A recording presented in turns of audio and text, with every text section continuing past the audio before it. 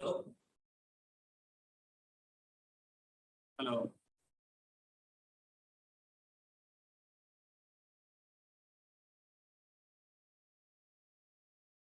Hello, Priyanka, Rakesh, can anybody hear me?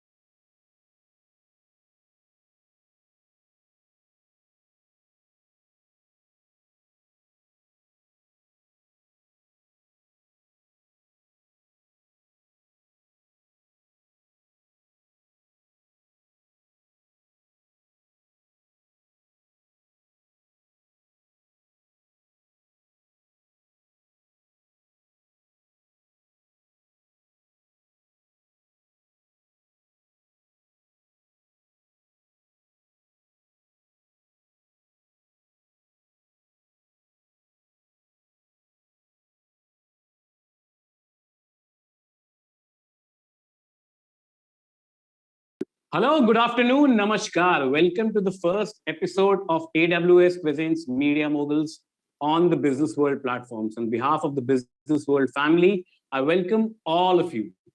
Ladies and gentlemen, over the next few days, we will be going through various aspects of media and technology. Today is the first fireside chat. And to be very honest with all of you, ladies and gentlemen, when I was given the privilege to moderate this fireside chat with Neeraj Roy, of course, I was thinking of presenting to all of you a very flashy opening statement, which is supposed to be pertinent at forums like these, where we have media entrepreneurs, tech entrepreneurs, and hence a very sophisticated and a mobilized discussion. which speaks the right jargons and lets the audience know that we mean business here at the summit. But then I thought, why to jargonize the truth? And the truth in this context, ladies and gentlemen, is not a facade or a manufactured demand. Let me be very honest. It doesn't need to be jargonized for validation. So here is the truth. India and the world has changed more in the last 30 years than it did in the last 150. Ladies and gentlemen, I remember my childhood days of watching Shaktiman on Doordarshan in the mid-90s, when cable TV was not an every household affair. When we had to interact and talk with our friends, we had to go out and meet them physically. Had to go to the local kirana or sabzi mandi to buy things we need. Home delivery at that time was a relationship-driven model and was not an incentive to be taxed later. Internet had just come up and setting up a hotmail was considered to be a privilege. And my father's study room and the local municipality office was the biggest data center of cloud storage I knew. But let me tell you that my father's hotmail had nothing to do with the kirana store orders. More so, I could not buy a pair of jeans while talking to my friends and playing Jagga jerseys. Media and interactive technologies were two different universes. And here I am sitting in towards the end of 2021, watching Amazon Prime in the palm of my hand, ordering groceries from the screen on Daily Basket, food on Zomato, knowing about a friend's update on Instagram, tagging an activist on Twitter, listening to his arguments on Clubhouse, listening to music on Hangama Play, finding a friend's birthday on Facebook, and gifting him his I Love Donald Trump t-shirt about whom I surfaced latest news on the BBC app. All in just one device, my phone.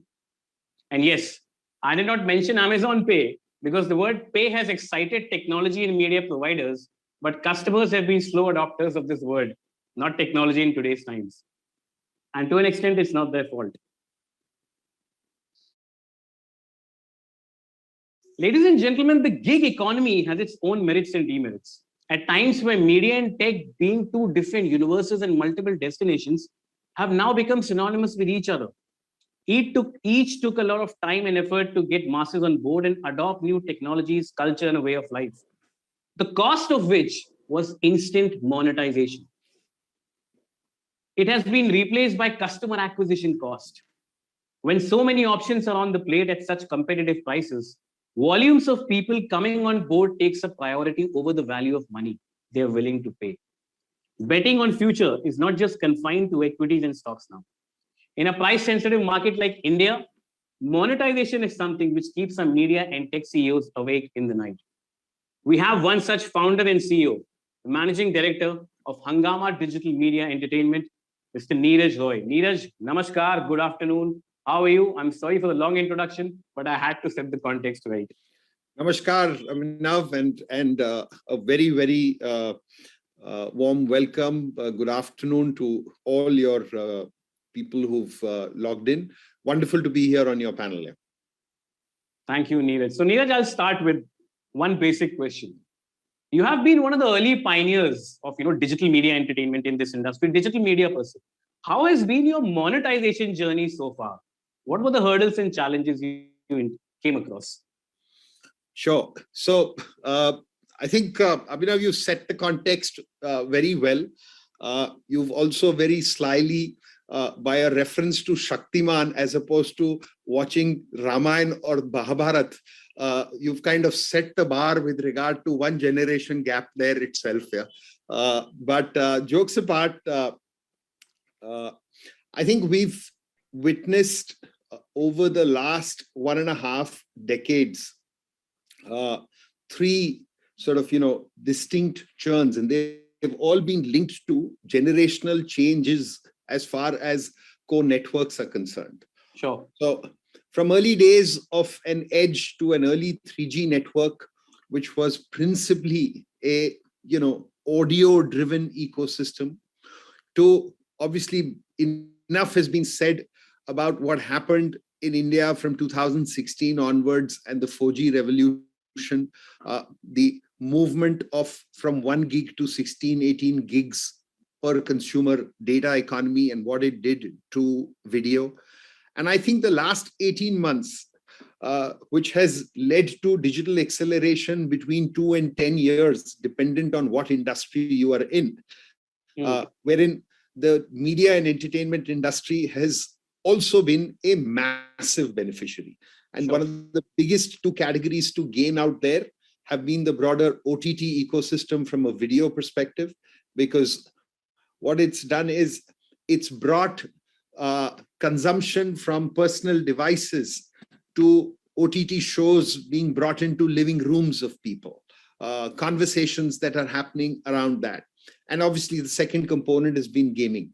To your question on monetization, Hungama as a company has been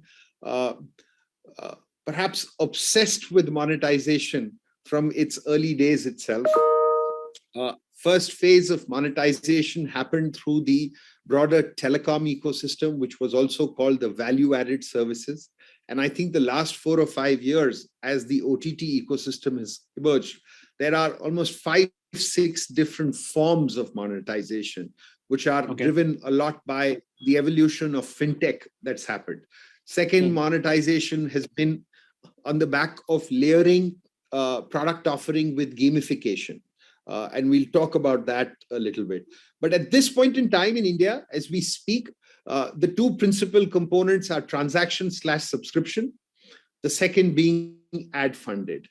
Unfortunately, a lot of digital media businesses in India went down the path of relying too heavily on ad funded as an ecosystem, and not so much on the subscription economy.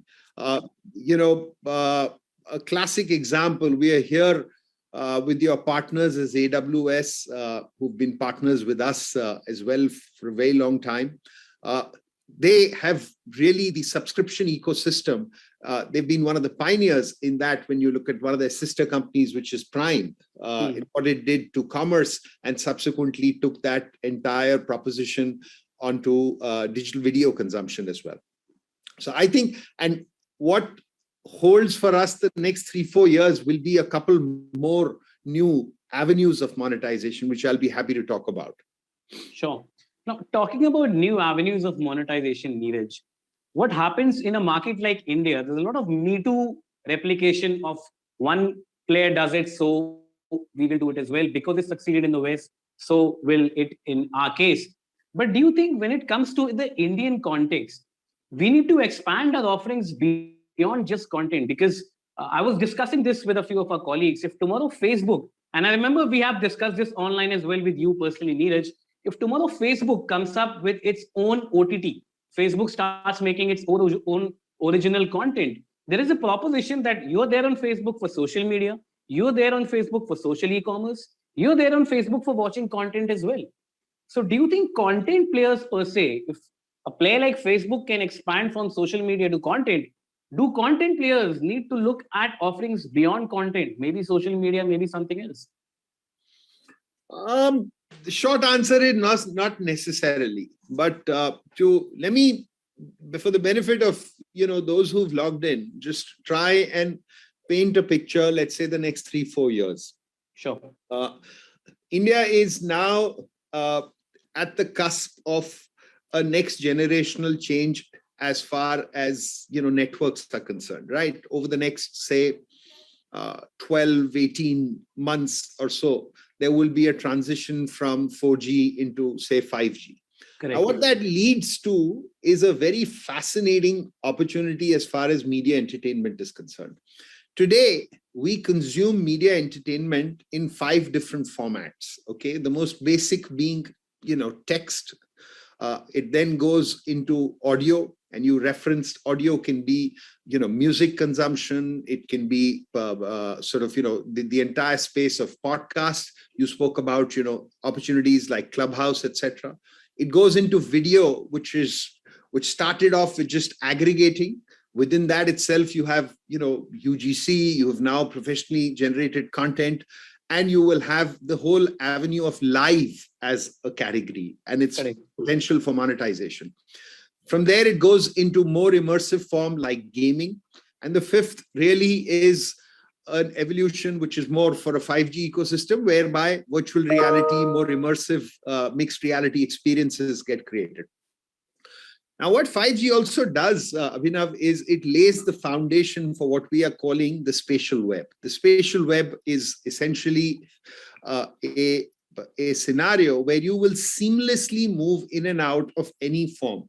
Today, if I want to, in your device, you want to read something, you can read it as a text message in one of your, either the messaging app or WhatsApp or anything, or you can read it in a richer form like a PDF. If you wanted audio, you can get it in different forms. You want video, a video player within the device needs to trigger that video, and then you'll be able to watch the video. But in a spatial web ecosystem, a consumer moves from audio to video to gaming to immersive form quite seamlessly. And that is transformative when it comes to the broader opportunities for the media entertainment industry. And I don't believe enough companies are necessarily looking at it like that. They've gotten too caught up in just looking at things in silos. I am an OTT company. OTT is, it's essentially anything can be OTT as opposed to it being in a sort of walled garden ecosystem. But the service you bring into it is what makes the difference. And to that extent, I think the generation shift that's happening by technology is what will perhaps create opportunities for more cohesive kind of entertainment. Today, when you speak to a 15-year-old who's not reading a newspaper, who's not watching television, and is perhaps spending a disproportionate time, and time is the single measure of all media businesses, right? Onto gaming, they're spending a disproportionate time in gaming, for instance. That to them is entertainment consumption that's happening. Now, in that world, if I start bringing in more interesting avenues, such as the world of NFTs, for example, which then unlocks. Now, each of these elements become new avenues for monetization for us. I feel the next 2 years, 3 years will see from transaction and advertising to potentially a higher growth of social commerce. Why? Because the player itself is going to evolve. The player is the new real estate. When you look around and you ask yourself, why are e-commerce companies getting into, film production, for instance? Easy answer is, okay, it's customer acquisition. But a slightly more forward-looking thought process and that is because of the evolution of the player, the kind of interaction that will happen as far as the player, which will lead to commerce. And that changes the mindset. That also changes how media companies are looked at. Today, globally, in an 80-85 trillion economy, media businesses will be, worth a couple of $1 trillion. But if you start from just time consumption to commerce, you suddenly have the potential of being a part of the broader, the full 80-85 trillion economy. And that's the world which we are heading towards.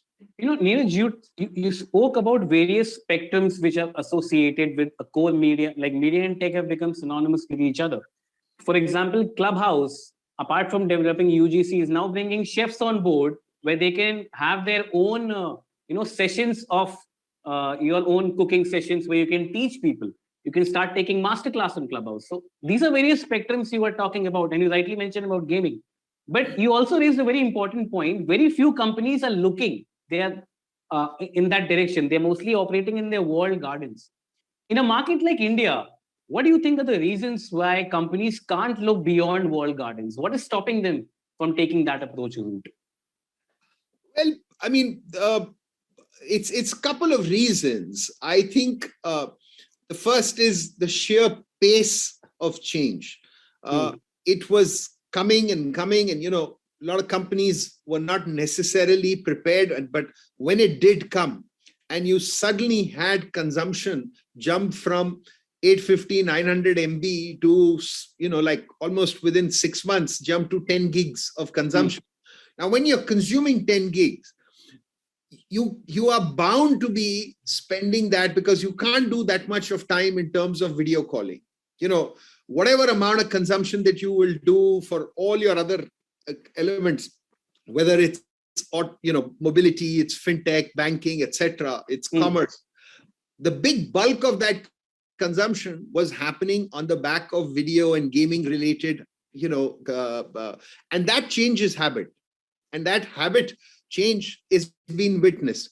The second thing that happened was, unfortunately, the pandemic has been very severe and harsh on a few media sectors, right?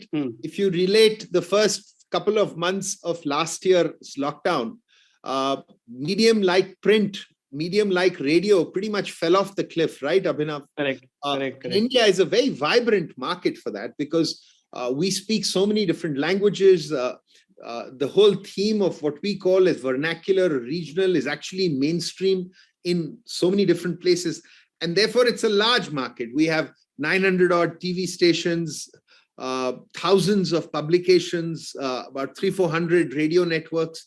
And all of these were principally relying on what? Relying 90+% on advertising. And when advertising took a hit and moved more towards digital, because that's the world that we were, the whole world was kind of accelerated towards, right? Correct. Unfortunately, some of the companies there were not necessarily as prepared, okay? And that has led to new forms. Now, even if in video, if I were to talk about just the evolution of the short form as a category, right? The entire evolution of companies like TikTok globally and what it did with the ban in this market to a burst of companies coming into that entire space. To fill the void. Format, you see, it's really the format, the fact that that kind of snacking format with its intelligence of AI and ML and vast amount of content, which was getting far better curated and served, leading to higher time consumption. So it disrupted even digital forms. Like YouTube was seen as, Kalka technology versus something like this. So I think those have been reasons. And in this, the Indian market, I also believe bundling in the Indian market has been a double-edged sword. Whilst bundling largely with telecom companies, etc., has fueled growth, but it's high time that telecom companies don't sort of fire this on the shoulders of content companies. I'm glad you got that. Yeah, please continue. Yeah. So there are good signs. I think in the last 12, 18 months, I believe there has been almost a 8x growth as far as, if you see the numbers that are there now, close to about 60 million subscribers that are there as far as video consumption is concerned and subscriptions. And I feel the next 3-4 years will see a market of about 600 million consumers who will earmark about 100 rupees a month. And that 100 rupees a month will be broken into 4-5 services. So you could be earmarking 20 bucks to something, 40 bucks to something. It may happen on the back of a sporting activity, or consumers may go in and out of services. And India has 20-25 active services that are there, and there'll be more which will emerge if you start adding elements like gaming, etc. So that kind of a size at 600 million consumers is about a 90,000 crore potential market. It may seem large now, but that's the size of the television market right now, right? Correct. It's very, very viable. And when you start adding commerce to it, then it gets into a very interesting territory. Neeraj, I'm glad you brought the telco point up. Before moving to social commerce, when Sam Pitroda started the telecom revolution and what they did to the landline, many people opine that the tech companies are doing to the telco players what telcos did to the landlines. Telco revenues have been dwindling over the past few years. Even after the entry of Jio, there have been the revenue and the bottom line of most of the telcos are dwindling. Now, how do you see this equation changing going forward between the vendors and the telcos? So, especially monetization from that angle. Yes. So the Indian context is a little unique because of certain regulatory challenges that have happened. Okay. So we went from, say, 3-4 to almost 14 telecom companies, and now technically it's a 3+1 situation. And thankfully, the actions of the government, which have indeed been very, very sort of, far-sighted. They have been inclusive. They've been supportive of customer needs, because telecom companies have really played no lesser a role than any of the frontline workers in terms of, during the pandemic, when everything shifted, right? Consumption shifted from urban to rural. It shifted from office to home. They stood up to that and really made India deliver on every front. I believe the last few years, the pricing of telecom companies has been artificially sort of, suppressed. I mean, when you look at it, we also have the least data cost across the world. Yeah, 4 years back, customer was paying about 200 rupees for a gig of data, 250 rupees. Today, for 150 rupees, you get 30 gigs of data. Okay. So now that the regulatory environment and the government has come forward and made their plans clear, I believe this ecosystem will strengthen, and it is required because the telecom ecosystem and for the broader growth of digital India, which spans everything, it's not just about media tech. Telecom ecosystem is very, very crucial because that is going to commit 40,000-50,000 crores on an annualized basis to do this. Every time a new evolution happens, of a new technology 4-5 years, that's the kind of investment that is bare minimum that's required. So I feel that you are likely to witness improvement in ARPUs from 150 levels to potentially 250 to 300. You think so? You think? Yes, I do think so. And I also believe that would be fair for even for the consumers today have the capacity to doing that, and they will get services as well, which cater to things. So, and I believe a part of that is likely to, one of the beneficiaries of that will be the media entertainment industry. And that's why I'm saying, I mean, you can hold me to this. We can have this discussion same day in 2025. And if 600 million consumers are not there in a subscription plan across the country, I'll be very surprised. Well, we can have a separate panel discussion with Neeraj on ARPU. Not in 2025, Neeraj, मैं अगले साल ही आपको बुला लूंगा. But देखते हैं वो कहाँ तक जाता है. Now, talking about the social commerce equation of things, Neeraj, interactive screening, alternate endings, customized endings. Yes. Social commerce, like we have spoken in the past. These aspects of technology, the use of artificial intelligence and machine learning, they have suddenly exacerbated in the last 3 years, if I so to speak. And COVID has only multiplied that. Where do you see that role of technology in social commerce going? And I'll bring Shweta in just after this question. Sure, So where do you see this going?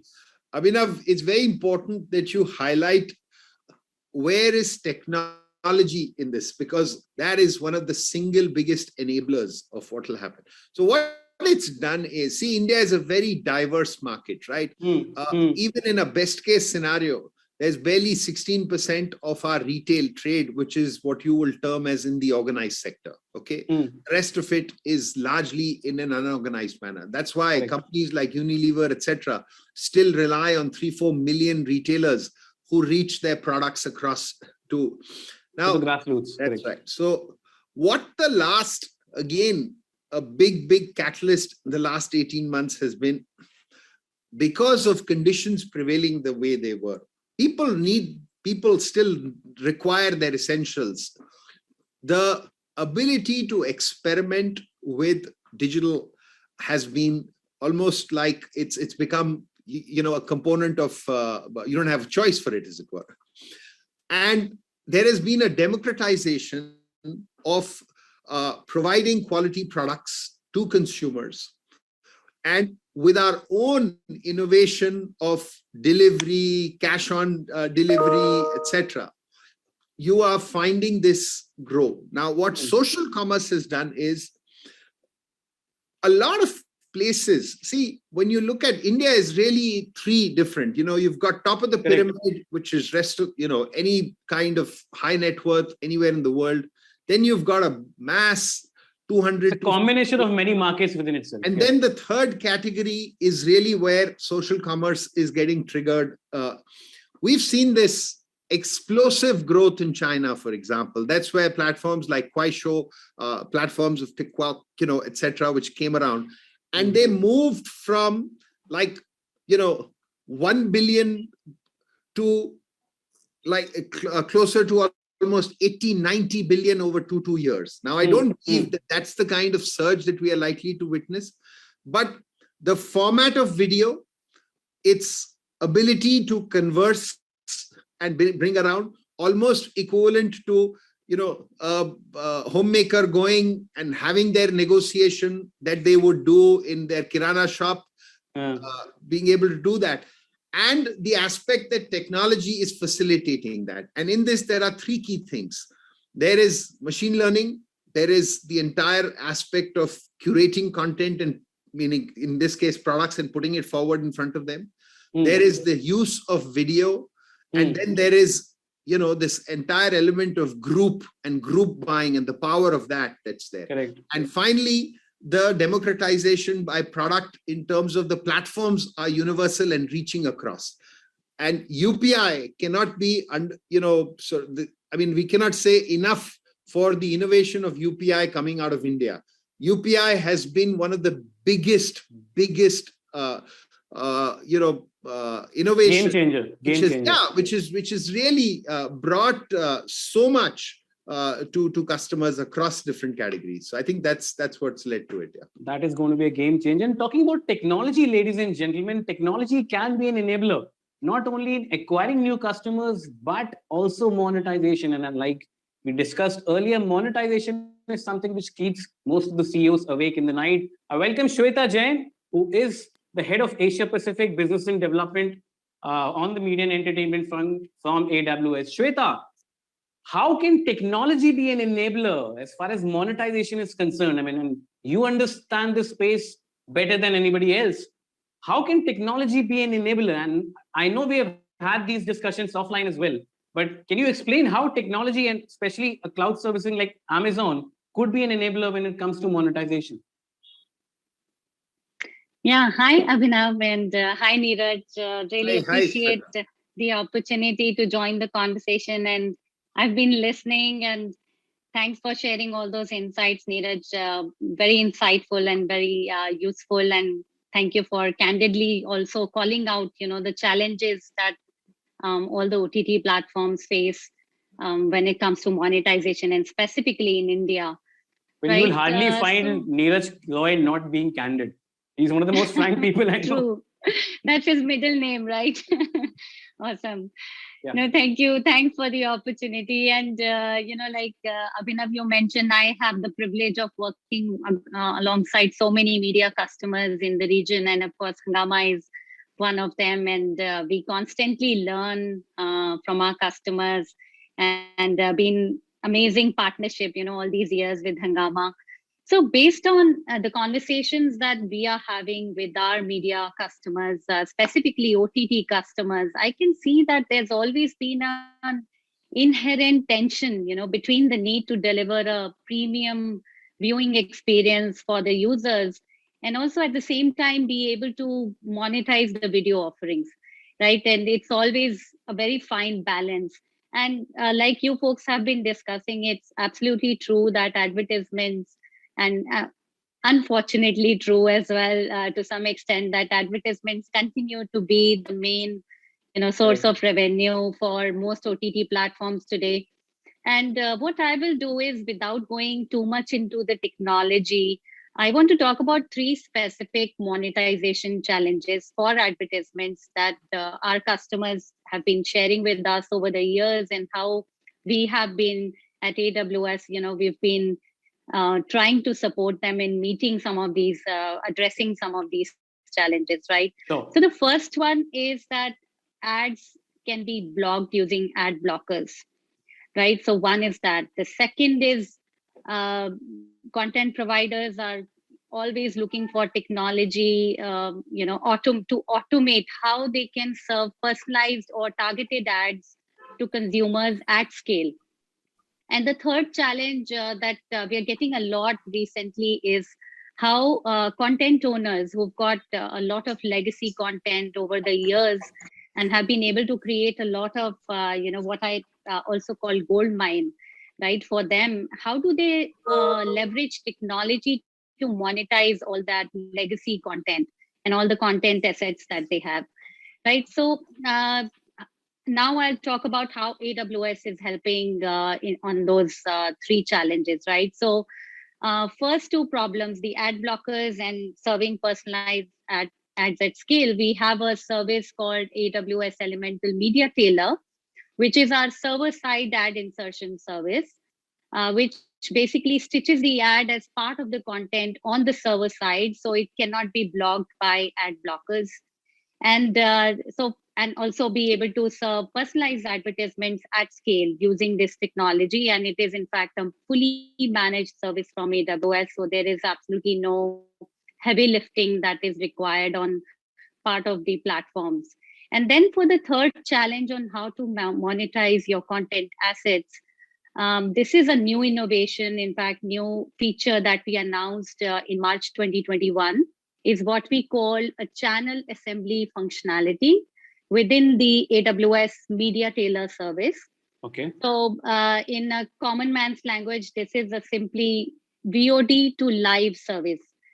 So which means that using this functionality, video platforms can create linear OTT channels using existing video content and be able to monetize by serving personalized advertisements at scale, right? Okay. All this without incurring any huge expense or getting into the complexity of launching live channels.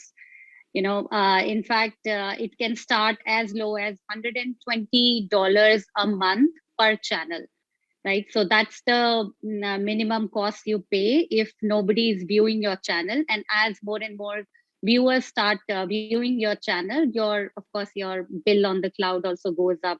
But it's basically you pay for only for what you use, right? So that is really the core value proposition of the cloud, right? And you're able to seamlessly stitch the advertisements as part of the content, and of course tailor it to the individual viewers, which in turn leads to maximizing your ad revenue, because you'll be able to command better CPM rates for more targeted ads. So okay. I want to give you an example of a customer here. Right. So there's this company called Seven West Media in Australia, which is in fact one of the largest media companies in Australia. And they are using, they started using this feature called channel assembly from AWS Elemental sometime around 6 months ago. And they in fact, what they did is they took last 3 seasons of Big Brother videos and created a channel out of it. Right. And they in fact, when they launched this channel, it very quickly became the most popular channel that they had on their OTT platform, and saw 47% increase in the viewership versus their last season of Big Brother.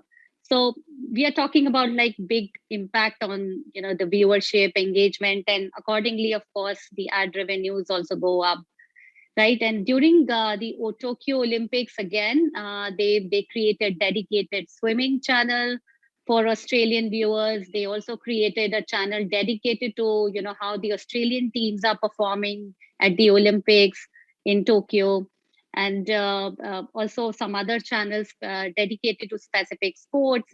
So with this new ability to be able to, test a target segment, a customer segment with really very, very low, in fact, close to zero investment for content platforms, I believe that this really opens up many new possibilities and also avenues for monetization. So I thought I'll talk about this new feature. Of course, there are tons of other things I could go on and on, but I would like to end here and give an opportunity to you folks to carry on the conversation. Sure. Thank you, Shweta. 47% increase year on year in membership of viewers is big. Neeraj, now Shweta gave this example from Australia. there are other markets. In fact, you have also ventured into other markets. How do you compare the Indian market going forward? Like you said, we have our own set of challenges as far as adoption of technology is concerned and monetization of this, dynamic convergence of media and tech is concerned. Where do you see the Indian market going forward in the next 5 years? Sure. So, firstly, I want to reiterate for the benefit of your viewers. I think what Shweta has spoken about on the new features that they are referencing, particularly in context to live. See, you must understand that live as a category itself is a very high growth opportunity. Correct. And the ability with live, if you have access to being able to launch channels at such low costs, what is happening, we are already witnessing, even with these large, say, short video platforms, etc. as well, influencers with large followings then go back and say, okay, I've given you a 30-second, 60-second, you've liked this, whatever it may be a do-it-yourself, it may be a dance thing, whatever, it may be some cooking related. Then they are going around and actually creating opportunities like, okay, I'm doing a session for 1 hour. Out of this 600,000 consumers of mine, are 500 of them keen to sign up and pay 100 rupees for a greater amount of interaction. So that live is leading into monetization avenues. And I think, it's extremely important that companies like AWS are at the forefront of enabling that. So that's coming to your question on the India opportunity. I think I'm supremely confident on India. And I think the last few days, see, in the Indian context, you must understand that the telecom ecosystem will always play a very crucial role because it is playing a dual role. We were not a market which had, broad Wi-Fi connectivity, etc., broader broadband. Therefore, it is the telecom ecosystem which has literally taken up that. So that's why consumption is happening. The challenge was that ecosystem was distressed and was not being able to make investments at pace with what consumption, because we're going to go from all of this. There is evolution on even the formats that's happening, 4K, 8K. You go to newer forms. These are all very high data consuming, formats. So that now having been addressed, I believe there will be strength over there that will happen. And I believe that there has been enough sort of disruption within broader media itself. I see, huge amount of consolidation that is likely to happen within media in this entire, and the desire to look at monetization, which goes beyond advertising into subscriptions, into commerce, into areas, is something where I see media companies leveraging their communities in that area. And that's the kind of, as far as, yes, international is concerned, we've always had a focus. We are live now in 49 countries. That's driven on the back of the fact that, Indian content is viewed in today 127 countries, dubbed in 35 languages. So we've gone about building these communities, and it kind of worked very well over the last 4 or 5 years when the domestic market was at on battleground, as it were. But I see, our focus coming back into India in a big way the next few years. Yeah. That's great to hear. That's great to hear, Neeraj. And ladies and gentlemen, we hope the next year we are not discussing the same set of problems we have discussed this year. We emerge, we evolve to new problems. And I hope that Shweta, sitting here in India, I think you're live from Singapore, right, Shweta? Yes, Singapore. So Shweta gave an Australian example in India. She gives an Indian example next year in any part of the globe. Thank you, Shweta. Thank you, Neeraj, so much for your time. This was really insightful. Ladies and gentlemen, we move on to the next session of Media Moguls. Stay tuned. Thank you. Thank you very much. Thank you.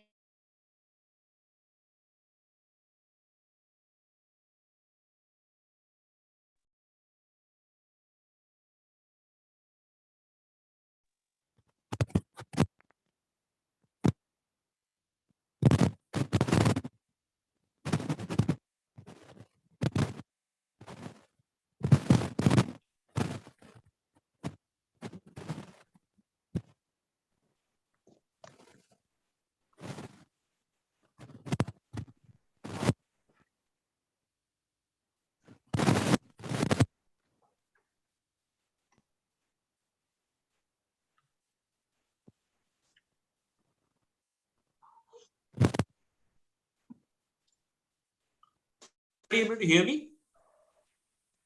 Yes. Okay. I think there's some problem with my internet and some microphone. I'm really sorry about that. Well, ladies and gentlemen, that was a very elaborate and extensive discussion. And to carry this further from the fireside chat, I'm now moving over to a fiery panel. I have with us Mr. LV Navneet, who is the CEO at the Hindu Group, Mr. Ali Hussain, who's CEO at Eros Now, Mr. Zubin Dubash, who's the CEO of the digital network at Shimal, and of course, Shweta Jain is joining me again. She is the head of business and development, APAC region, media and entertainment. Ladies and gentlemen, you all heard the conversation. Now, I'll first go to Ali. Ali, हर कोई digital के बारे में बात करते हैं, and everybody seems that they have cracked the code, they have cracked the monetization angle, and the very next moment we are back to square one. यार ये नहीं चल रहा है, थोड़ी देर का फेस था, now it's gone. Now we need to think of something else. How has your monetization strategy fared so far? How has Eros dealt with monetization so far? So, you're throwing me into the fire first, right? So I'm taking the bullet straight to the head. So I think we need to take a step back, right? I think we jumped straight into monetization, but I think one of the larger challenges I personally feel with this business is that we end up putting a lot of pressure on the OTT business. You got to remember that this business is maybe 2-3 years old. So I still believe it's at its early stage of nascency, right?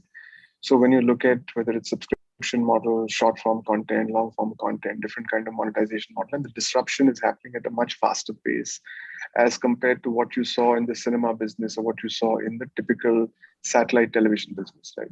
So I think to take a step back, I think there needs to be maturity both in an adoption cycle from a customer standpoint till you reach certain amount of critical mass, right?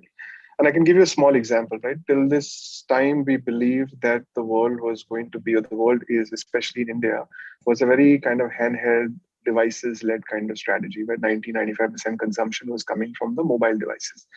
But if you actually look at the statistics specifically, and so is also true if Shweta can kind of ratify it, from Prime Video and what they're doing, a lot of consumption on some of the newer originals, newer kind of movies that are released on digital is actually coming from the larger screen. But the larger screens are now becoming a larger share of voice of the consumption platform. Right?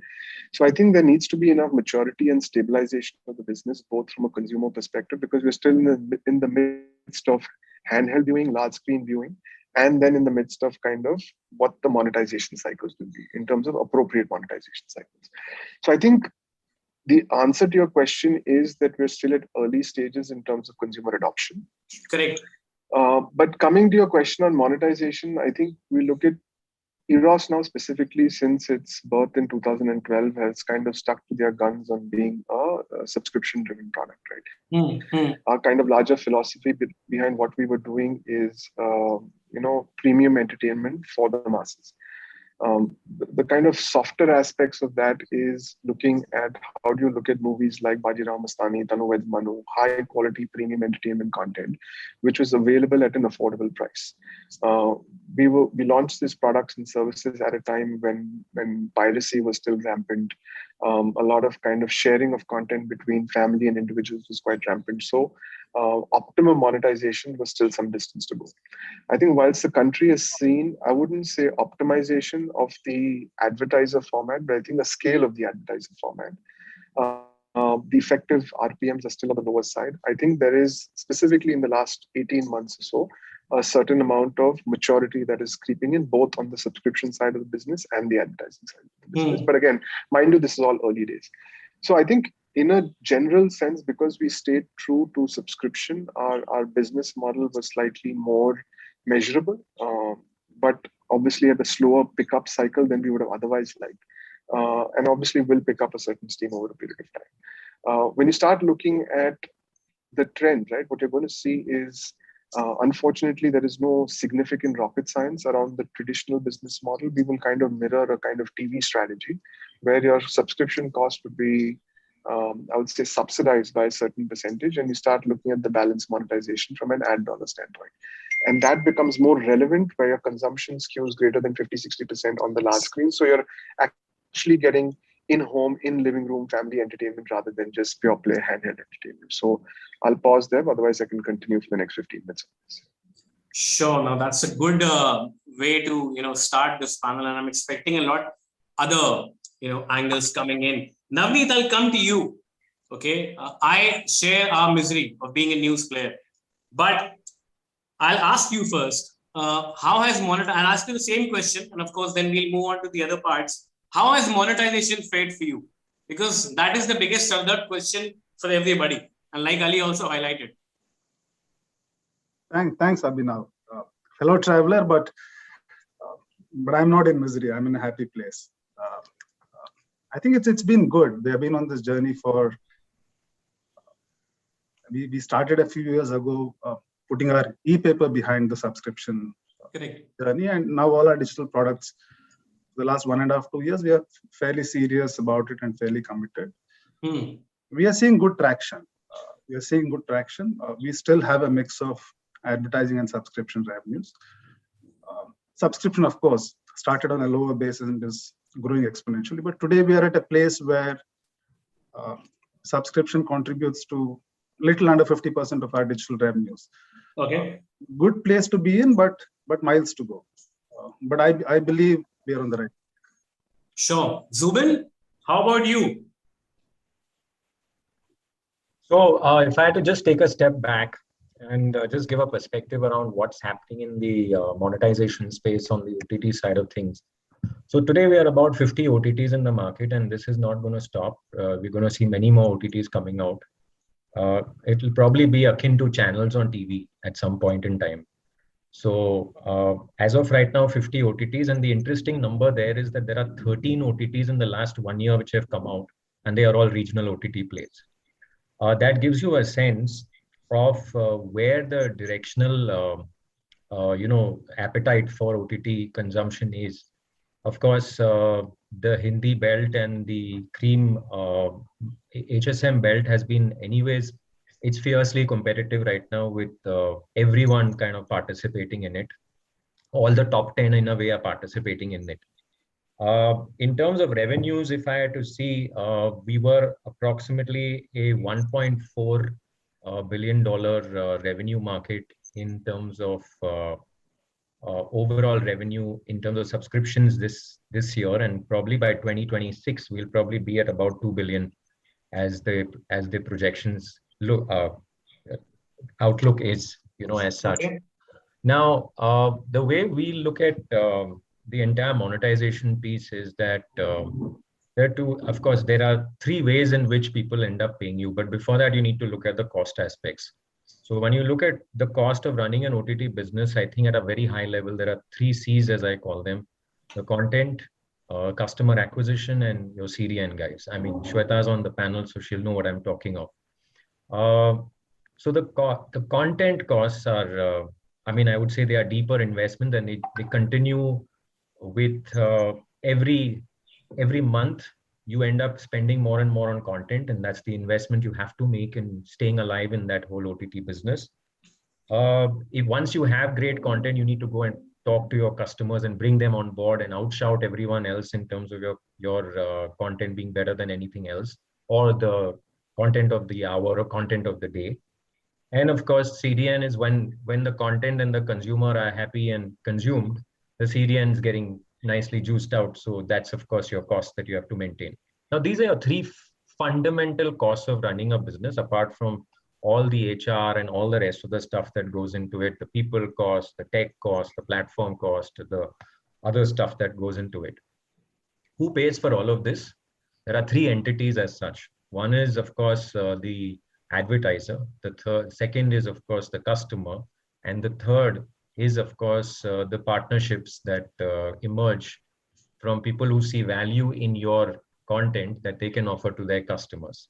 So these are the 3 entities who end up paying. Now, at the end of it all, of course, as Ali rightly mentioned, we are at a very nascent stage, so no one's going to look at numbers for the next 5 years in terms of saying profitability for the next 5 years. But if this has to become like a very rollicking TV business and a TV industry we will need to look at some sort of checks and balances to kind of equate this whole thing in the long run. Let me talk a little bit about what we've done in the last couple of years since we launched. So we took a very clear B2B strategy initially in the last 2 years. And in those 2 years, we actually built partnerships with almost 60 to 70 different entities across various sectors. And our only promise to them was that we know content and we'll bring in content as a solution to achieve your objectives as a business. Now, whether it's the IT sector, whether it's the e-com sector, whether it's the ISP sector, whether it's the FMCG sector, all we did was you tell us your objectives and we'll come back to you with some sort of a solution using content as a catalyst. And we did lots of partnerships in that area, which of course have become line items in my top line for B2B revenue.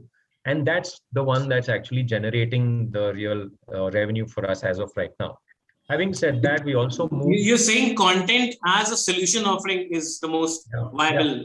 Yeah. Okay. As of right now, it's a very, I would say it's a lucrative offering. It's profitable, and you definitely can make a lot of innovations in that. We've done quite a few innovations. We are on the verge of rolling out a few more as well as we speak. But the idea there is that if you become some sort of a reason to achieve someone else's objectives, another business's objectives using content as a catalyst, then that's when you're in business, and that's when people will actually eat out of your hands. And that's what we've seen happening, Recently, Abhinav, we've also gotten to, recently means about 6 months now, we've gotten very aggressively into the B2C OTT game as well.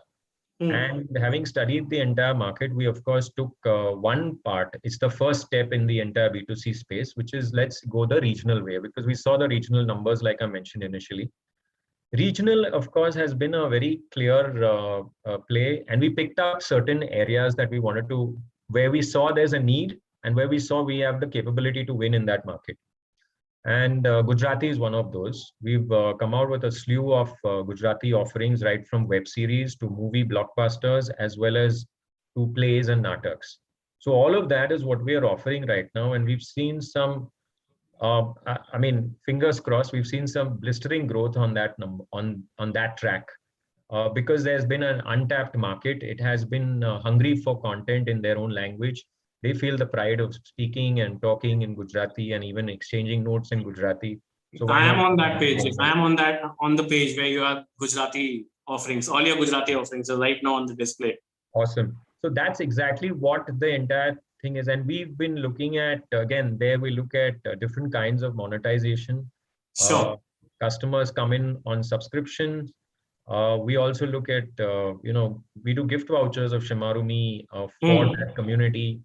And that's the kind of thing that we kind of drive home across the board. Another thing that we've also recently started, and it's been very lucrative for us, is we do a lot of outcalling to our customers and to customers who probably miss out on subscribing and stuff like that. So we actually have a call center which does outbound calling, and we've seen some very good traction going around that as well. So that's another way of garnering customers, bringing them back on board.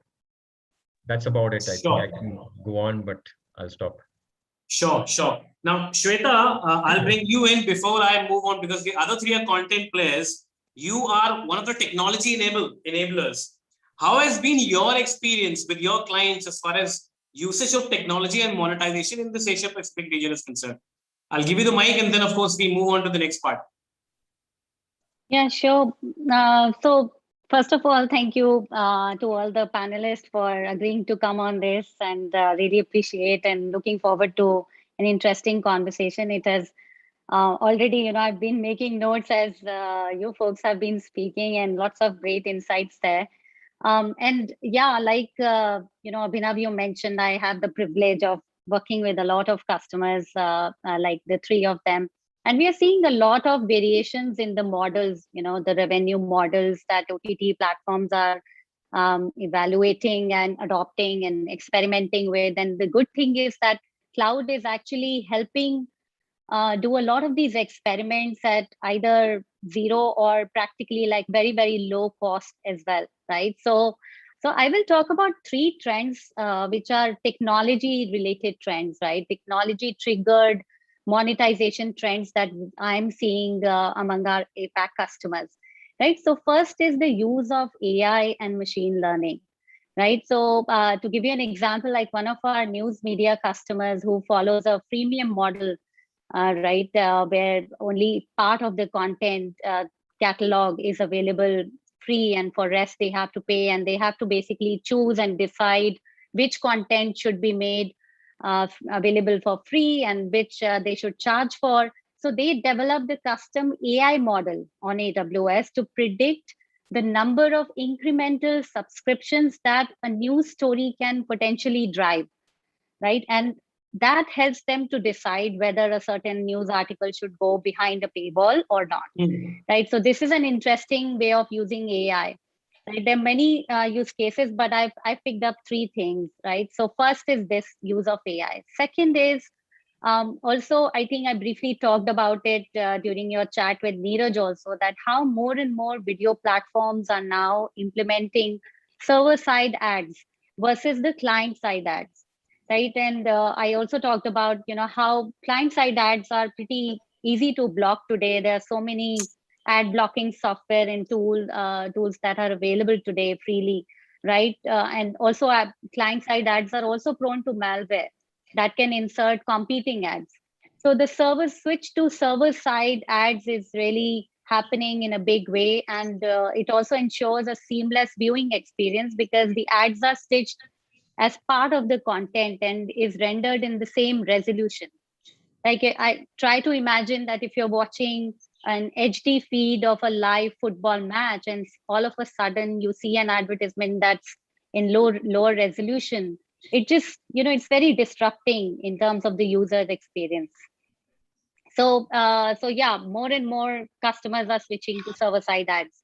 And the third trend that I see a lot coming up in the discussion, especially on monetization, is the entire FAST segment.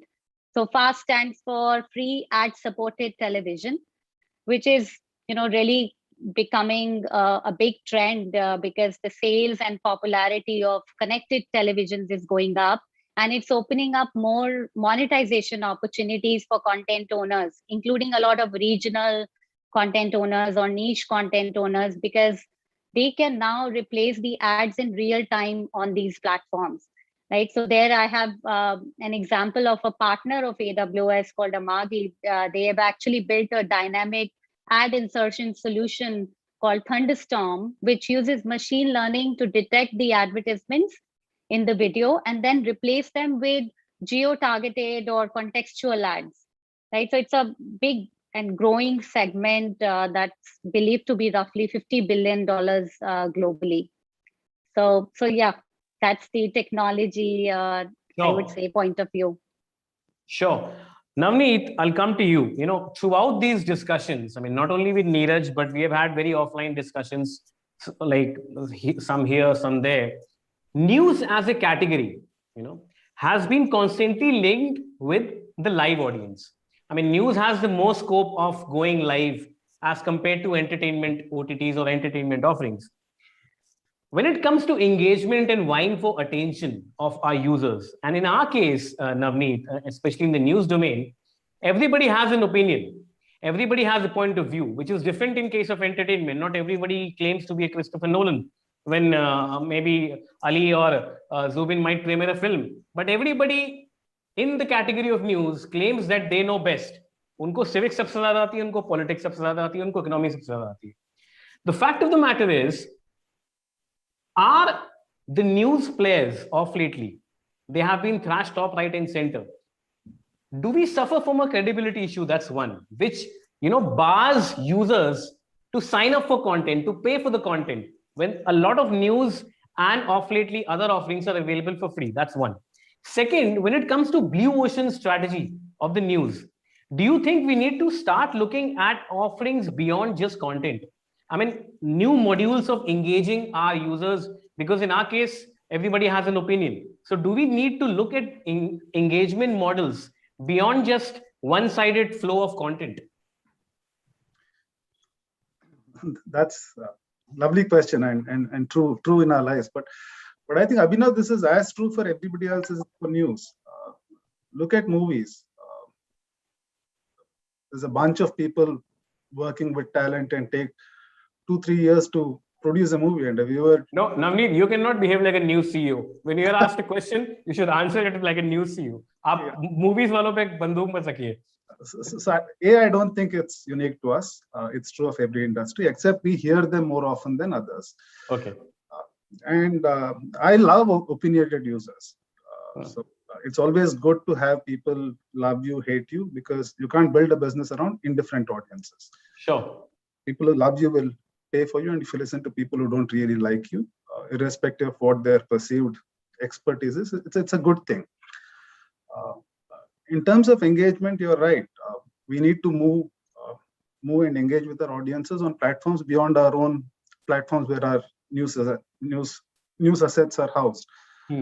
That I think is a big opportunity. And if we engage well with them, they will be willing to pay. The last question I think you asked is, how do we move away? How do we? Is there something more beyond content, the credibility issue? How will users pay for the content they want to watch for, especially in information age? See, I think people will pay for content, including in India, if they see value in the content. It's not a question of whether people are willing to pay. And if you look at the OTT journey, which is what, 2-3 years old journey, the numbers are extremely encouraging. People will pay for news if they see value in what we offer. So long as there's a compelling value and you're priced right. I don't think users are averse to paying. And of course, you're operating in an ecosystem where lots of news that is hygiene in nature is freely available. So if you're able to create enough differentiation around your views and not necessarily news, and of course, you should get the news right, you should have credibility, you should have trust. So my belief is players have been for a long amount of time who enjoy that trust and credibility are at an advantage. And the one thing players with legacy can do well is to use the power of their archival content, and this did figure in an earlier discussion. And to my mind, what is archival content? See, today there's an overload of information. We have far more dipstick expertise in multiple topics than deep expertise in many topics. Archives allows us to make sense of what's happening using the context of what happened yesterday. To that extent, I believe that while our future is what we make it out to be, a lot of our future also lies in our past, and that's a huge opportunity. Okay. Yeah, well, that calls for a separate discussion, Navneet, because do you think long format content attracts more viewers in news? Because, we have got John Oliver and stand-up comedians serving news better as far as the mainstream journalists are concerned. And we have faced these issues in the past. But you have a valid point when you say that eventually this will be a flooded market, and eventually users would want to pay for some. It's a combination of archival and the present content. Ali, I'll come to you, and then of course Zubin. When it comes to OTTs, we have more than 60 players now in 2021. We started with 15 in 2015. We have more than 60 players now. Now, my question to you is, where are we headed? We have billions being poured on original content. Everybody's coming up with their original content. We are going regional. Plus, there is, Zubin mentioned 3 C's. I would like to add one more C. It's called Chori. There's an issue of piracy. Whatever content is available on OTTs, they have pirated versions. There are hundreds of email websites. I can name 5 right now where you can download the content. Where are we as an industry headed as far as future monetization is concerned? How do we deal with these hurdles and challenges going forward? So, what's the question? Where are we headed as a trend and as a larger business? I can answer that. Then there's a question in terms of the evolution of monetization. That's a different answer. Both are related. Okay. That's why I asked them. Both are related. Okay. No, so I think one is at an industry level. I think Zubin kind of touched upon it. You're going to see a lot more launches, right? There's a lot more. I don't know, a lot of the people in the audience know this, but historically, like Hollywood is kind of playing catch up to India in that context. Or I don't want to say Hollywood is playing catch up to Bollywood. That's a little bit of a cliche, but Paramount, CBS, Disney were much later launches. Some of the incumbent broadcasters in India were actually off the gates earlier. Hotstar existed in its kind of native form in 2015, 16. kind of been developing the business, and some of the US players have just kind of recently launched, including some of the kind of major deals that have kind of happened, especially in 2020, 2021, right? There was a reverse kind of merger integration between Discovery and Warner Media. So some of these things are still unfolding in terms of how the global landscape kind of plays out. So I think, again, going back to that same answer I gave you, which was in terms of an adoption, what you're going to see is, we had, I think, if I remember correctly, 800 TV channels or at some point. In terms of overall unique brands that existed in some form or the other, right? I think very similarly, I don't think there'll be 800 OTT platforms. I hope that's not the case, but there's definitely going to be a proliferation of OTT networks, niche networks. You're seeing language networks being born. You're going to see genre networks being born. You're going to see some of the so-called YouTube influencers or TikTok influencers launching their own OTT platform, and that proliferation is going to happen. So that niche is going to start thinning down towards the bottom end of the tail, right? So I think that's one piece that's going to happen with the entire barrage of international players looking at what their India or South Asia kind of OTT strategies. So it's going to be a little bit of that cluster mix that's going to happen over the next 2-3 years, right? In terms of monetization, I think I would say 3 kind of important trends, or I would say 4 important trends if I think about it in that fashion. One is that you got to think about it that at the television side, again, I'm using that as a benchmark, right? We're at an average of about $4, $5, $4, closer to $4 ARPU on a 220 million home kind of base, right? That's 220 to 240 million base, right? Eventually that ARPU moves up in the range of anywhere around $6 to $7, right? So there is going to be a little bit of price elasticity that will kick in on the ARPU side. On a certain aspect, a lot of the OTT are going to capture into that market share. So what I'm trying to say is, whilst you see Netflix selling a la carte or Prime Video having a network kind of play as far as Amazon as a Prime service is concerned, a lot of the other incumbents will be sold a la carte, but will also be bundled. Okay. You're already seeing kind of geo rollout a bundled service as far as a lot of the geo packs are concerned. We've in fact launched a very fantastic pack with Airtel just a couple of days ago, including launching a film which is Hathi Mere Saathi with Rana Dugupati on that Airtel pack. So you're going to see a lot of these kind of packs, bundled packs get launched, and they'll get launched both at the ISP level as well as the telco level. So that bundled offering means a subsidized cost to the customer. So that's one area where we believe a significant surge in terms of monetization is going to happen. The second area is you're going to see maturity in terms of advertisers, right? But Shweta mentioned that there is capability of tech. There needs to be a maturity of the ecosystem, right? Just because you have users, that doesn't mean that your users are palatable to the advertising or the agency universe, right? And that's a separate kind of discussion by itself. So that maturity in terms of what does FMCG brands that are looking at mass market reach adopt OTT or digital as a means to look at probably replacing a lot of TV advertising revenues and or building audiences for the future, right? So what does that mean? I think that maturity makes sense. The third, you're going to see, excuse me, a lot of native models, right? You're seeing early days of blockchain and NFT. So there are alternate digital standalone models that are going to develop, right? Which is how do you take the same asset class, which is content that exists in its native form, and creating digital avatars or creating a virtual world, right? It's almost like what do these have the currency value in a digital world by itself. And then the last is that being digital as a platform, we will move very simply said from a 2D to a 3D experience, right? So this is going to get into AR, VR. This is going to get into metaverse or immersive content. I don't know how much you guys have been spending, but there are a lot of investment. There's a word that is used in the West called the hyperscalers, right? I've learned this from a few of my colleagues, right? There's the investment that's kind of happening by the hyperscalers in so-called the immersive world, which you refer to as extended gaming, or if you refer to as the metaverse, right? That is going to be another model which is going to be created where you will lead to consumer transactions, because it's almost like you're buying goods in the real world, but it's happening in the digital world. So I think the pillars of monetization stand on these 4 models. The evolution of the so-called OTT business as it stands today gets into these spaces. Then it's about identifying the right strategy and the right consumer target audience to develop who is it going after, and hence what's the business model. Sure. Zubin?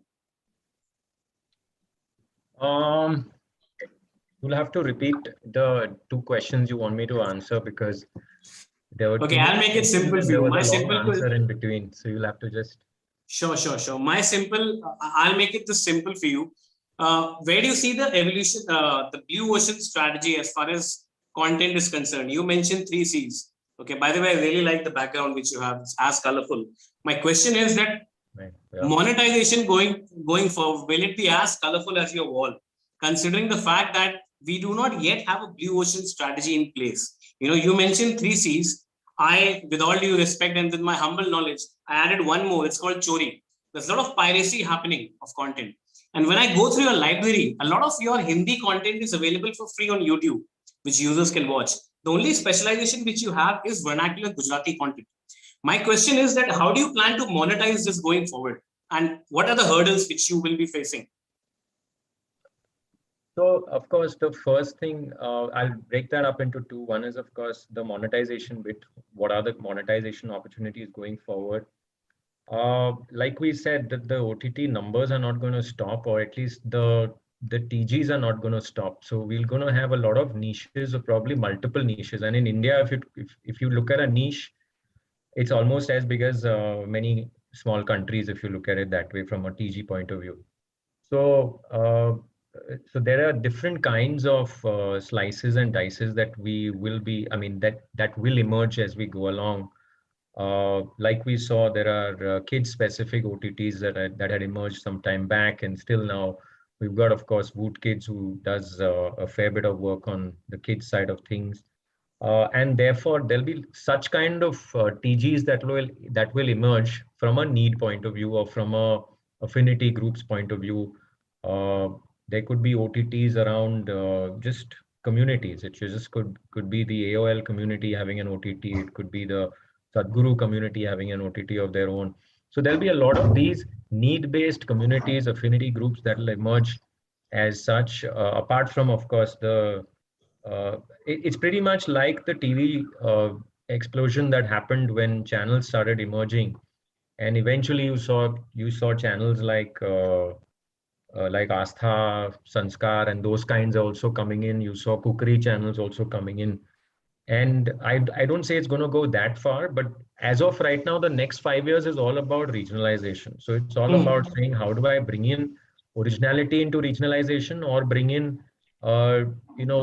repurposed content into regionalization? And I think both those have enough appetite to kind of build on and monetize.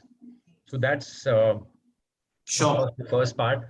I agree with what Ali says, that the next I think stage of monetization is going to come from the B2B to C, as I mentioned earlier, saying the partners paying for the content or paying for your top line, and that comes in with bundling.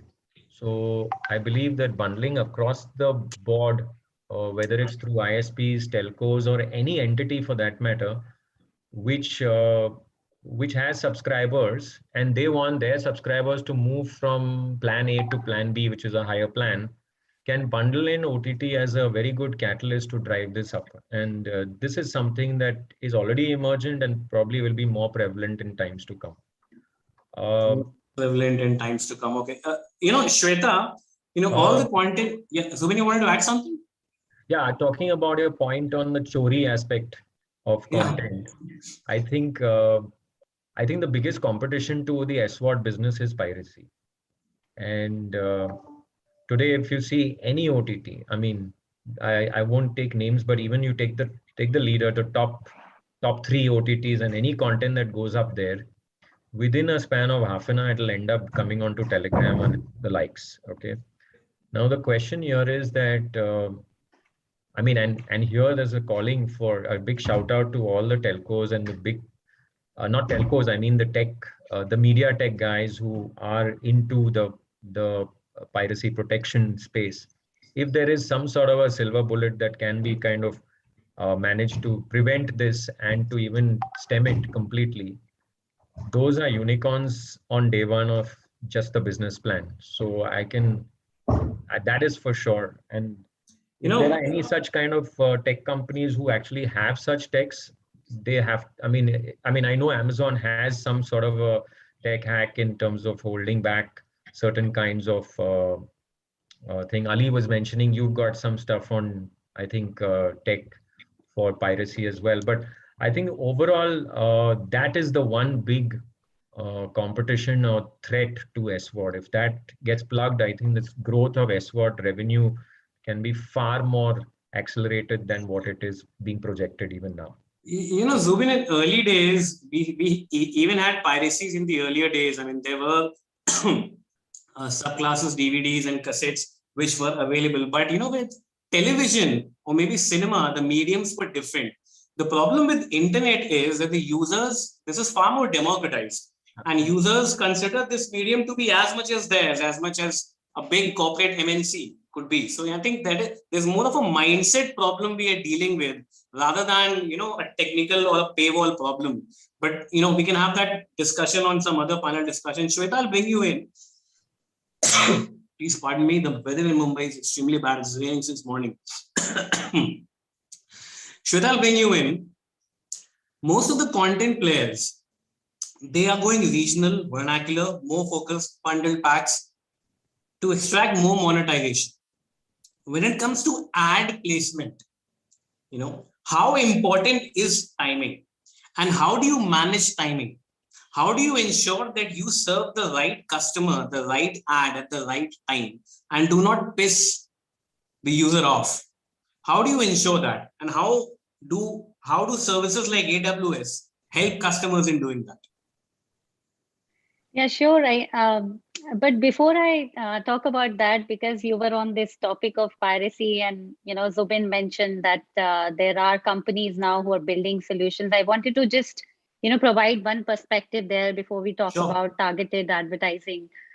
So yes, like you said that, yeah, the whole democratization of the internet and mindset issue, but it's also a very sophisticated technology issue, because really the pirates are becoming smarter day by day, right? So they are so more like every single day there's another level of sophistication that's happening in piracy, and therefore even the solutions have to move at that pace, in fact faster than them, right? And in fact, I read a report by Digital TV Research, right, that talked about the loss of revenue for OTT players in India market. It's expected to hit $3 billion by next year, right? Due to piracy, right? So that's the scale of piracy that's happening. And of course, all three panelists are very well aware of it, and I'm sure dealing with it on a daily basis.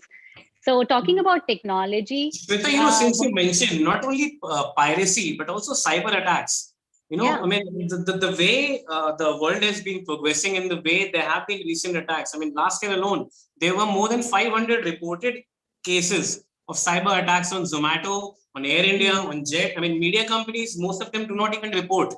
Most of them go underreported. So I think going forward, players like yours, I mean, there are various challenges which are there, not only in terms of cyber security protection, in terms of data, but also piracy. Yes, absolutely. So content security and piracy, both of them. And I want to talk about one of our partners, in fact, a company called Cinemedia, who's been doing some amazing work in this space and really developing, that cloud-based, in fact, they're a partner of ours. So they do a lot of development on AWS.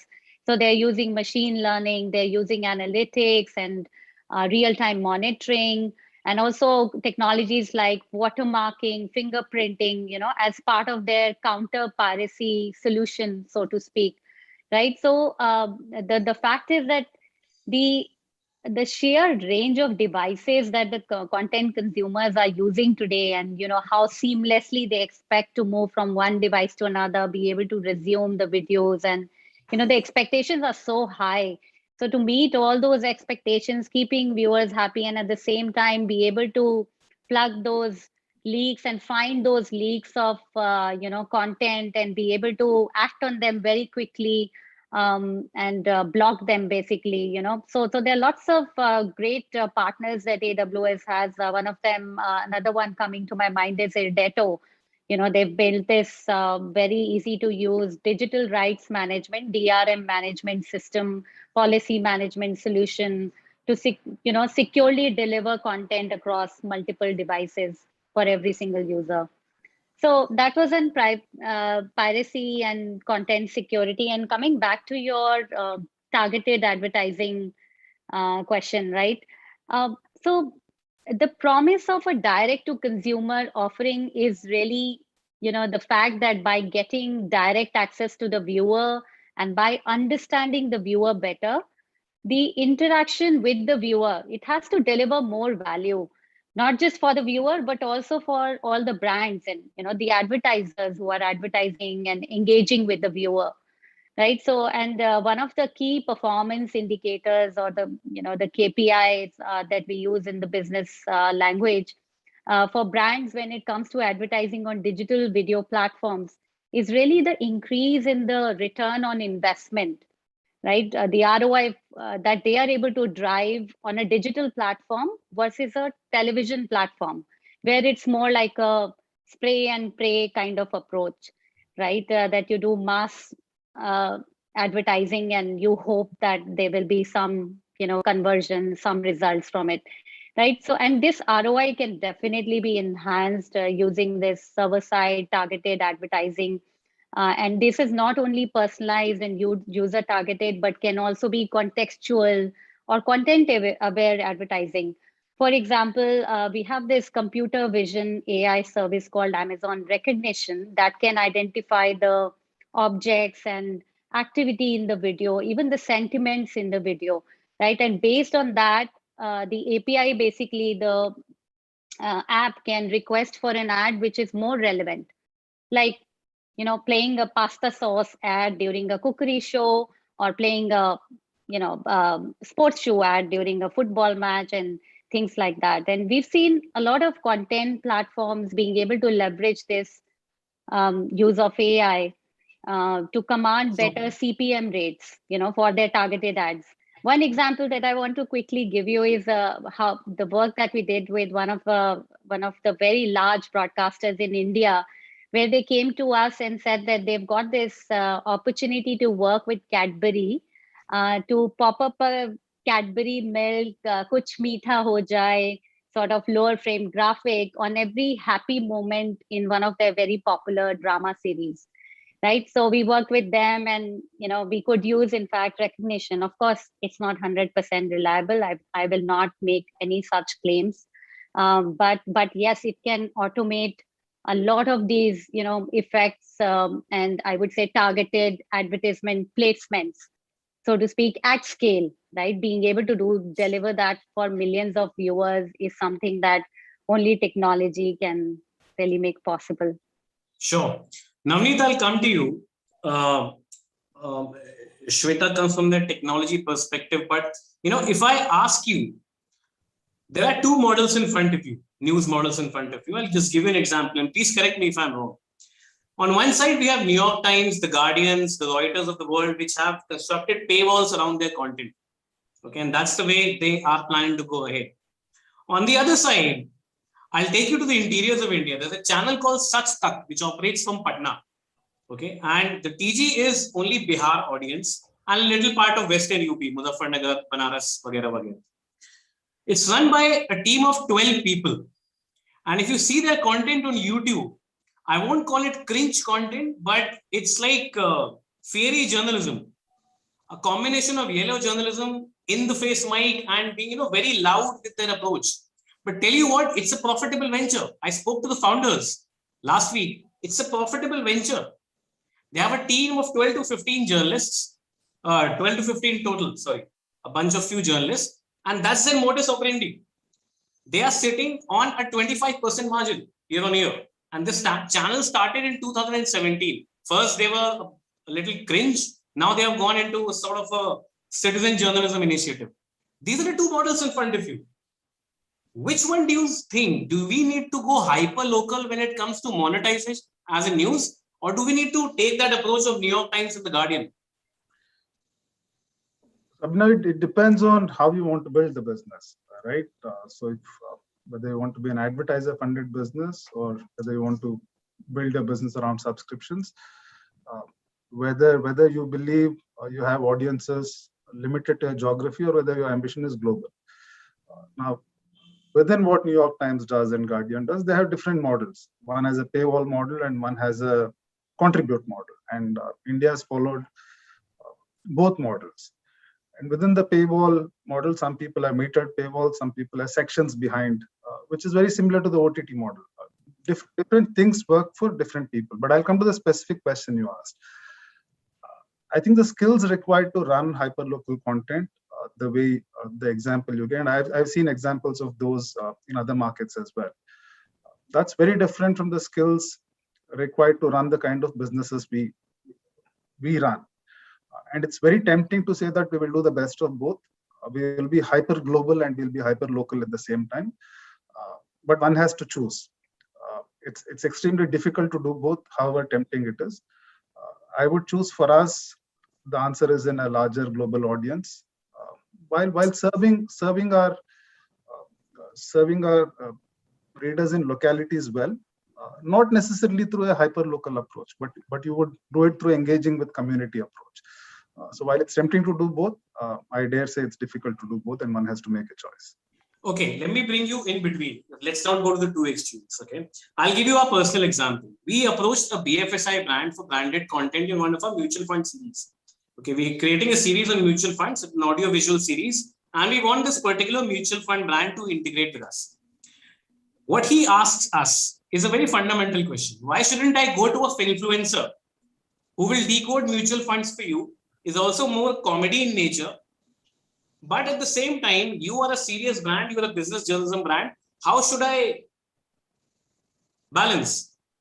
Why shouldn't I drift towards the influencer? So our increasing competition is also from emerging these influencers, the YouTube players. There's an increasing competition from them. So do you think brand integration and maybe other aspects of monetization will continue the way they have been continuing over the past few years, especially in terms of news business? See, I think one of the things that's happened is everything has gotten democratized, and that applies to influence as well. But that's not the only money to be made, and that's not the only use case. Be it a client or be it a subscriber has multiple use cases, and there are use cases which we can solve, problems we can solve better than others can do. And if we focus on that, I think the market is large enough to solve. Okay. Sure. What I meant, Navneet, was influencers like CA Rashna, not influencer. So maybe, this could be a different discussion altogether. Zubin, sure. Ali, I'll come to you. There was an interesting question which came to me just for you. Will it be correct to say that OTT services generally tend to struggle at much higher churn rates than traditional pay TV services? That's one. And what are some of the things you folks are doing to address that? Or does it even need to be addressed in the first place?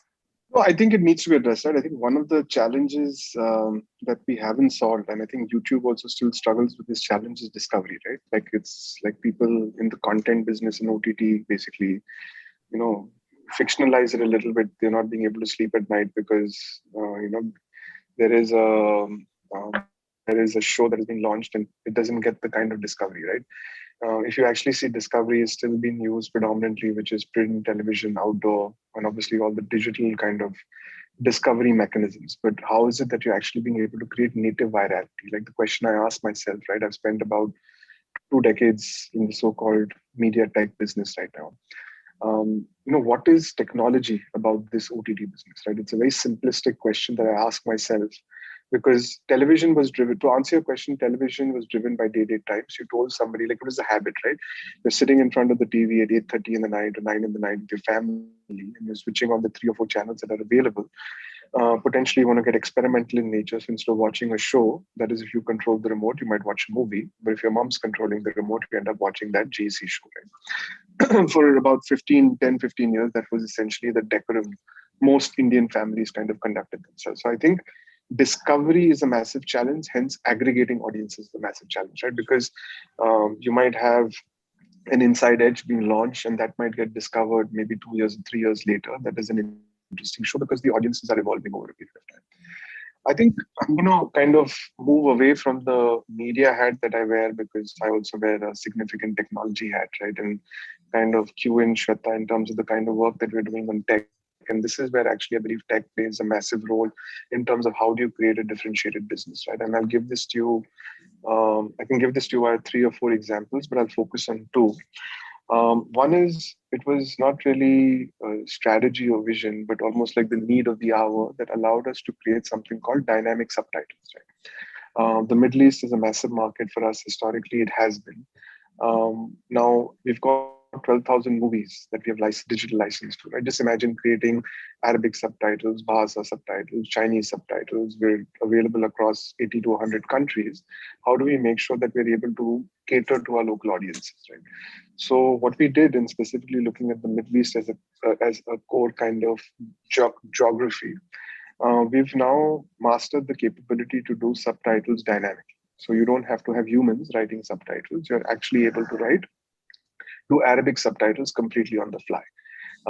Now, this was also done, and again, we tested this out with whatever was available in the open domain in terms of Google Translate or with the Amazon services, and we realized that our accuracy was way higher because we had, for no other better reason, but just for the fact that our learning data was important.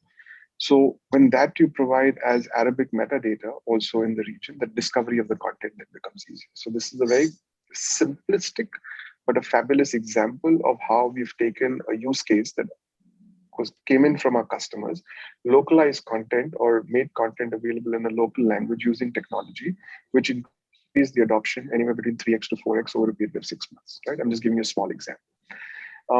What we're doing now just with this tech is we're actually converting the subtitle into computer generated voice. So we will be able to do dubbing dynamically, right? So it's not just the subtitle, but we'll also be able to provide the original asset in a dubbed language dynamically. So it will further look at ways of how to look at adoption increase. So hence aggregating audience becomes easier, simpler, and then we're able to cluster this audience better. Another example of tech, and we did this pilot in about 10 cities in Karnataka last year, is we're still kind of a patchy network, right? If you go beyond the top 8, 10 kind of English-speaking cities into the heartland of the country, 4G connectivity is still not a common phenomenon in these markets, right? So we created a satellite delivery. So it's cloud to satellite, satellite to customer, right? So we created what we call as a hybrid network, and we piloted this with our kind of strategic partners in tech to be able to deliver across 10 cities in Karnataka on a P2P level, which again, controlling the entire infrastructure, again, via the cloud itself, right? So these are just examples around which of how it was relatively easier to aggregate an audience in a theater and aggregate audience on a TV screen because it was kind of appointment viewing. And now in a means of where it is dispersed viewing or kind of sporadic viewing, how we're able to aggregate audience using technology. So I'm saying there are various mechanisms. I'm just giving you a couple of examples. But again, what we're doing today, there is going to be a significant evolution in the future, right? There are 2 or 3 projects that we're working on currently as we speak, that are even kind of preparing discovery or audience aggregation over the next kind of 3 to 5 years. Sure. Zubin, is there any aspect of technology you're using differently or you would like to highlight which is aiding you in monetization going forward? Yeah, there are some case studies that we've done. One is, of course, on cost cutting, where we've seen that there are some technologies where we look at smart transcoding, where heavy FPS kind of files need higher transcoding rates, but the ones with still images, like we are all still right now, there's not much movement and stuff. Those kind of images are automatically transcoded at lower rates, but the quality remains the same. And therefore, if your transcoding comes down, your cost of delivery comes down, and everything else is a complete chain reaction towards reducing costs. So that's one way of making sure your costs are maintained. A very interesting other technology that we also use is we look at user experiences and we monitor user experiences in a completely anonymous fashion. But we look at their path in our UX and UI in a normal thing. So we actually capture that and observe what they do exactly on the platform.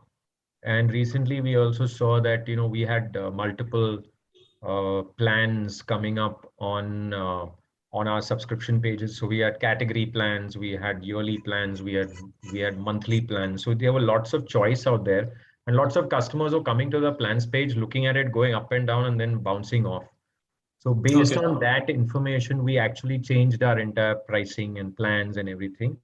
And now we are seeing much better rates. So that technology actually helped us observe as it's almost like a fly on the wall situation where you're observing very quietly as to what your customer is doing in an experience of your service without And based on the interaction with your service, you are improvising it and trying to make it even better day in and day out. So that's one example on tech.